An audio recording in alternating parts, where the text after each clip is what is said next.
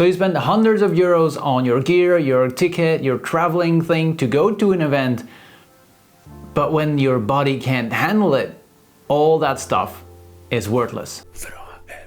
Hello and welcome to this week's video. And in this week's video, we're going to talk about something that a lot of people don't really think about when they go to a big event. And that is food, fluids, or in one term, nutrition. And during the years, I optimized and perfected my nutrition system to go to bigger games like Burget or Bellum. And it's very important to know that in this video, I'm going to talk about the things that work for me. A lot of the things work for most of the people. That doesn't mean that it will work completely for you. So make sure that you adapt the things that you need in your specific role, your body type, and what your body actually needs to keep up with you during a game like that. But the information that I'm going to give you is a very good baseline to start thinking about your nutrition, and then you can build from there. So the information I'm going to give today is about Burget itself. It's a big game that lasts for 66 hours game time, but we're actually on site on Tuesday morning. So that is a lot more than 66 hours, and your body needs to keep up before the game, during the game, and also after the game, because then we have to drive home safely. And that means that we actually need to talk about 3 different time zones in the event. That's pre-game, during the game, and after the game. And I will focus mostly on the during the game. Pre-game is also very important for your preparation, but we all know we are traveling, and what you eat during the travel period is mostly some fast food and some fast bites in the car. So that usually is not the best prep work for the game itself. So that's why I will focus on the game time itself, the 66 hours of game time when the game starts on Wednesday evening, but I will also include a little bit the pre-game thing on Wednesday morning. I'll start my food preparation on that, and I will end on Saturday after the game around 6. Another important thing is that I keep everything as low budget as possible, because you can go all out and you can buy the most expensive food preparation meals that there are on the market, but a lot of people don't want to spend that budget on food itself because everything is already costing a lot of money. So I kept in mind that I wanted to make it as budget friendly as possible, but still have enough nutrition to keep me going for the whole game. And also on site, there is no way to cool your food. There is no electricity. Yes, there is a little bit of electricity, but if everybody, like 600 people in the base, start cooling their meat or their milk or whatever that they are bringing, there will be not enough electricity to run all the other stuff. And if you have some things that needs to be in the cooler, you can keep your cooler cool for a few days. But like I said, we already arrive on Tuesday and the game only starts on Wednesday evening. So if you want to eat something fresh, do it in the first days. Now I will also link a blog post in the description of this video that will bring you to my website, where a lot of pictures will be included in the blog post, where you can go back and go to in a little bit deeper details about the nutrition that I got with me on Burget. So later in the video, I will go over the things that you better avoid during a milsim like Burget, and actually why it's good to avoid them. So before we start actually going over all the food that you see here, the schedule, the planning of the food is as important as the food itself, because it will give you a lot of advantages on site if you stick to that schedule. So before the game, I already prep my meals. I have meals for each day in a different time package. So there are 4 packages, and each package is divided into 4 different packages, because I divide my day into 4 meals. But more about that in a little bit. The advantage of having the meals before the game is actually on site. You don't need to think about all the things that you want to eat. You don't need to think about the time that you're gonna eat it. You are already prepared to do that, because on site you will be tired, people will be shooting at you, people will be yelling at you. You need to do your duties, you need to do guard duty, you need to do attack, whatever that you need to do. So food will not be the first thing that is in your mind, but it should be one of the important things in your mind at all times. So if you prepared all your bags, if you need to go on a mission, they tell you how long the mission is gonna be, and you know how much bags that you need to take with you in your backpack. Another advantage is that you don't cherry pick on the food that you brought to Burget, because a lot of people will bring a lot of food and then they are hungry and they start picking out the food that they like, which means that on the last day you are left with all the crap. And actually on the last day, you deserve a good meal. So if you prepare your meals, make sure that on the last days you have some nice meals that you really look forward to eating. So planning your food to go to Burget is a very important thing. And that's why I do it. All right, food. Because there is food and there is fluids. And we're gonna start with food. I try to keep a baseline of about 2,500 calories a day only with food. You can always eat some extra food, but that base is so important to keep you going. The extra food that you eat shouldn't replace the food that you plan to eat. That's very important, so you can stick to your baseline, you can stick to your calories that you plan to take in during the event itself. During the day, I have 4 scheduled meals. And they're all 6 hours apart, which means that I eat the whole event. I start in the morning, then I have 6 hours later I have my second meal, 6 hours later I have my third meal, 6 hours later I have my fourth meal, then probably I sleep, and then I start again with my breakfast. And by keeping this schedule, it doesn't really matter when you take your sleep, when you need to do some guard duties or whatever that you need to do during the game. You are taking your food intake on a regular basis with 6 hours in between, 12 hours between bigger meals, so you can keep going no matter what is happening. In my schedule, I also alternate between a hot meal and a cold meal. That's the thing that I said with the 6 and 12 hours. So I start with a cold meal, then I go to a hot meal, then I go back to a cold one, and after that, the last one of the day is again a hot meal, because usually I'm very tired, I'm cold because the night already set in, and in Sweden the nights can get very cold, and then I can end the night with a nice hot meal after a long and tiring day. Now the meals itself. So I start my day every day with my muesli. That's this. I start with my muesli. It's super easy to take with you. It is cheap. You can buy the pre-made packs, but I take this one. It's a lot of energy and it's easy to make because you just have to make a pack. I make small little bags with the muesli, and with that I add some powdered milk because I don't want to bring fresh milk into my cooler because, like I said, you will not be able to keep it fresh for the whole event. And before I do anything else, well, I brush my teeth and then I do my breakfast, and usually I'm the first one awake, so I sit in my chair, I take my breakfast, because if I don't do it as one of the first things, I will start talking, I will start prepping, and I will forget to eat. So I have to push myself to eat the first breakfast meal as soon as I get up. Now I make 7 packages of muesli, and there are only 4 or 5 days that we actually need to make breakfast, but I keep it as a backup. If I need something really fast and I'm really hungry, I can eat a bowl of muesli to get my energy back up. Now usually in the unit that we are in, the infantry, we usually sleep during the night hours. I don't think it's gonna be a lot of sleep.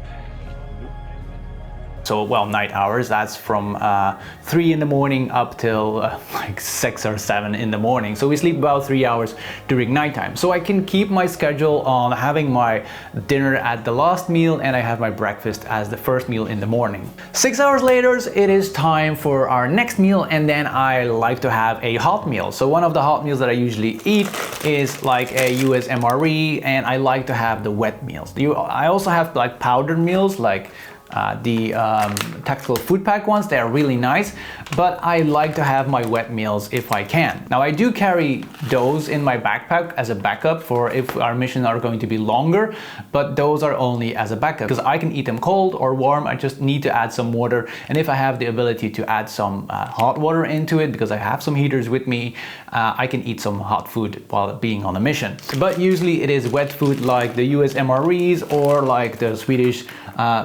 blåband probably, because there is an O on the A. Blåband, they're also really nice. Like those are actually also powder ones, but you also have them that are a wet food. In the past, it was quite easy to find the US Army MREs, getting a little bit harder to find them, and they're getting more and more expensive. So that's why I'm actually looking out for other brands that can do the same thing. The hot meal, like the word says it, it's a meal that I eat hot. And there are 2 ways that I can make the meal. One that is if I'm in base or I have the opportunity to use my jet boil, I put the package in some hot water and I just let it boil a little bit and eat it like that. Or there is the heater that comes with the US Army MRE. That's a flameless heater. You just need to add a little bit of water. You don't need to cook anything, and the food warms up itself. Now, if I can choose, I will take the jet boil option because it's a guaranteed hot meal. The flameless heaters aren't always doing their job. They might be a little bit older, or you might not wet the pads completely correct, and then your food is like half warm. And if I want to take a meal, I'd rather have a hot meal. Another 6 hours later, we are about 7 in the evening, then I eat my next cold meal. Now the meal isn't really a meal, it's usually the leftover snacks of the US MRE. So the US Army MRE has about 1500 calories, and I already ate about 500-600 with the hot meal. So I still have about 600-800 calories left, and that is all the snacks, all the buns, all the whatever that is still in the bag. I eat that at around 7, or I start eating it at 6 and I end eating it around 8, because it's a lot of small things and I just keep eating it on the move. around that time frame, there is always a lot of action, people still pushing a lot. It is one of the busiest times during the day. The sun starts a little bit setting, the hottest part of the day has passed, so people start getting up again and start fighting again. So that's why I keep that moment to eat the snacks that I can just put in my pocket and I can keep going if I need to. I don't need to sit down to have that meal. And the last meal of the day is again a hot meal. I really like the hot meals. Maybe I take one out of the MREs, or I take one of the Blue Bond one, or I cook some sausages with some tortillas over the fire. It really depends on the situation. If we're in a firefight, I probably eat some MRE and heat it up really fast. If we still have some time to sit by the campfire, we will take some sausages and some tortillas. And with the last meal, the timing is very depending. I like to have it after the fight, but if the fight goes on up till 3, I really need to replenish my energy. Otherwise, I will start really feeling that and my decision making will not be the best anymore, because I need to have my energy to keep myself going. And those are the 4 big meals that I eat during the day. Now, during the day, I also eat other stuff. Like I have some muesli bars, I have some snacks, I have some little things that people give me. If I have the chance, I will eat something. But those 4 meals, I will always stick to them. I will keep that schedule, and all the rest that I eat is some extra stuff that my body can use for whatever that it needs it for. And if I'm talking like that, it feels that I'm eating all day long. Like the whole event is all about eating. Well, actually, it is one of the most important things, because if you don't have any food in your belly, you will not be able to function properly. And that's actually one of the most important things on those longer milsims. You need to be able to keep going. So food is actually as important as the gear that you're wearing. So that's why I put a lot of effort in preparing for that food, and also telling you how I prepare so you can be prepared for your next game. Next up, we just had food, now we go to the fluid. There are 3 different things that I drink during the game. That is water, that's isotonic, and that is recovery shake. I will go over those 3. First, water, super easy. Your body needs water to function, so you actually need to drink about 3 to 5 liters a day, depending on the circumstances and the activity that you do.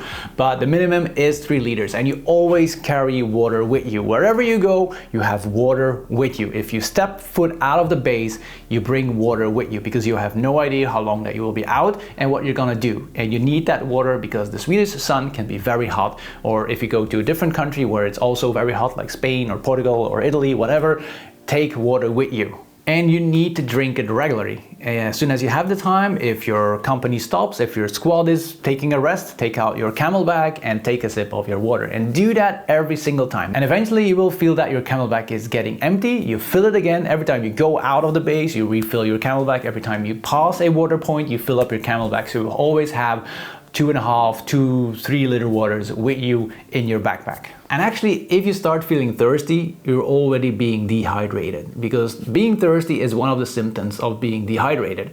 So if you start like, I can use some water, you should have thought about that a few hours ago and started drinking before you feel that feeling. You need to keep drinking, you need to keep the fluids in your body, because you will sweat a lot and you will not notice that you are sweating a lot. And that brings us seamlessly to the next point, and that's isotonics and minerals and electrolytes. There are different names for it, but I use the isotonic sports drink because it also has some minerals in it. Because if you start sweating, you sweat out a lot of the minerals. Like if you have ever saw your shirt after a game and there are like white markings on it, that is salt. That is a residue of salt that you can still see on your shirt from you sweating. Like the water is evaporated, but the salt is still there. And that's why you need to replenish those minerals, because in a hot climate, you will sweat a lot. And actually one of the indicators that I use is looking at my pee. If my pee is white, I've been drinking a lot. The problem is if you pee a lot of white, it means that you're also peeing out a lot of the good stuff. If it's yellowish, like light yellow, that is good for me. And if it's dark yellow and it smells really bad,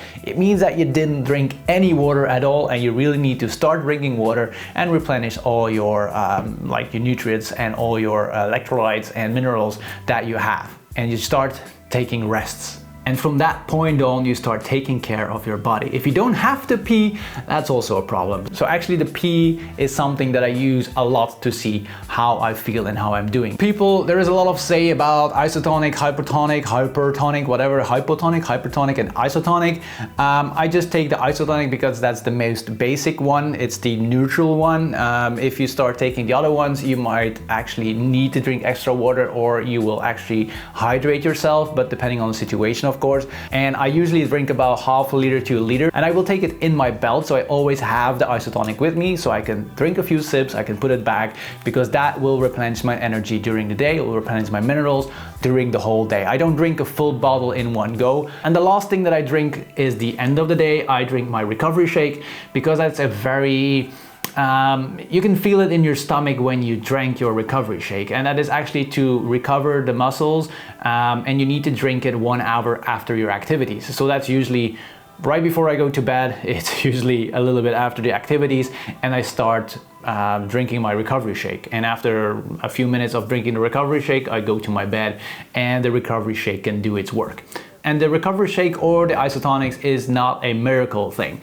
It is just to keep you going a lot longer. And I felt when I start using the isotonic and the recovery shake, I felt a big difference the next day, because my muscles had the time to recover a little bit. But you need to take into account that we only sleep a few hours during the night. So you don't have a full recovery.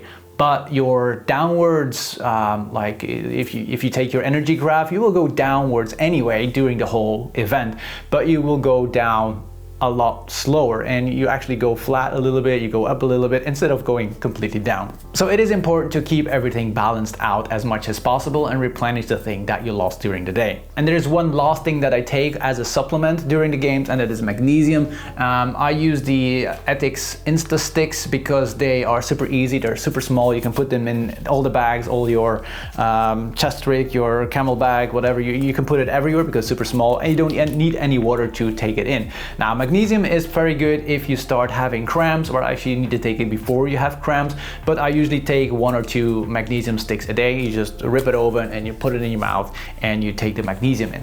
If you lose a lot of water, you lose a lot of, like I said, nutrients and electrolytes and all the other things, and magnesium is one of those things that you lose a lot. And then you start cramping, and if you start walking with cramps, I can tell you it is not fun. And with those, it really helps me to not have cramps as much. I still have them, but it's a lot reduced when I take those. And this is all the food that I eat during the event. It's a lot of information, but actually it is not a lot of food, because I prep all the food, and you will see on the schedule that it's actually not that much food that you need. A lot of the things are coming back every single time, like the breakfast, the hot meals, the cold meals, the snacks. Everything is basically the same thing, you just keep it going the whole event. It's very important, if you went over the line, if you didn't have your food, if you didn't have your water, if you didn't have your energy during the day, and you went in over the red line and you feel like, oh, I'm fucked up, I cannot go on any longer. Big pockets, yeah. Big pocket. Yeah. Do you need dextrose or anything? Just light headed. Okay. And place it under him. Han har. Nej, men under honom. Markkyla. There we go. Perfect. And if you go over the line way too far, your recovery will be a lot longer than if you just take a small rest of a few hours, you sleep, you eat, you drink, and then you are recovered, and then you can go back into the game. If you keep pushing yourself over that line, yeah, you will not be able to have a nice event. And don't forget, we are in a dangerous environment. If you crash and you fall or whatever, there is not always somebody that is going to see you fall or know where you are. So make sure that you're always in the best condition possible to keep going. And that actually brings us to the things you better avoid. Now, there are a few things that are not that good, but people still do. One important one is coffee. Coffee actually dehydrates the body. It pushes out the fluids from your brain, for example, and you can start having headaches, and you actually need to hydrate a lot more if you drink coffee. So if you want to have your coffee, by all means drink your coffee, but keep in mind that you are dehydrating your body and that you actually need to drink some extra water for the nice cup of coffee that you had in the morning. Next thing is sugar, energy drinks, gels, and especially the gels with caffeine. don't do it. Stay away from it. Those things are not made for a game like Burget. With those things you have a high peak, so you will be able to do a lot of things, but you crash quite hard after that. So yes, I carry them with me. They are in my pack for if I feel really bad and I need to go back, I need energy to keep myself going, to go to my rest place. Then I probably take some sugar if I really need it. It will peak up very high, it will crash very low. For me, it's important to keep a stable nutrition level, energy level during the whole game, not going up and down, up and down, up and down. I know people that do it. I don't like it. I like to feel good during the whole game. Not, oh, I feel good. Oh, I feel shit. Oh, I feel good. Oh, I feel shit. Stable. I like it. And to end off the video, I want to again tell you, you're only as good as your body carries you during the event. So take care of your body, take care of your nutrition, take care of your hydration, your water level, your food level. It's really important to keep you going the whole game. Because if your body doesn't feel well, your mind will not feel well, you have a sucky game, it will be angry on everybody and everything. And that will just not be a very good experience about Burget. And then the game that you have been preparing for months is suddenly not fun anymore because you didn't eat right. And that's actually why I wanted to make this video, because a lot of people don't care on what they eat and they don't prepare their food and then they feel miserable and they don't know why. Well, this is actually why, because your energy level is really bad. And all the food that I talked about, I actually have some pictures with all the nutrition values. If you want to go a little bit deeper in all the nutrition things, I put them all in the blog post that I will link in the description below this video. It will bring you back to my website where you can find a little bit more information about the food. You will find the schedule. You can find a lot of information in the blog post itself. So go to the link and we'll bring you to all the information. And that was a long, but in my opinion, an interesting video about food during longer games. Now, this is not only for Burget, it is for every long game that you want to go to. Make sure that you know the climate that you go to and make sure that you know what to prepare for. I hope this was as interesting as it was for me to create all the food.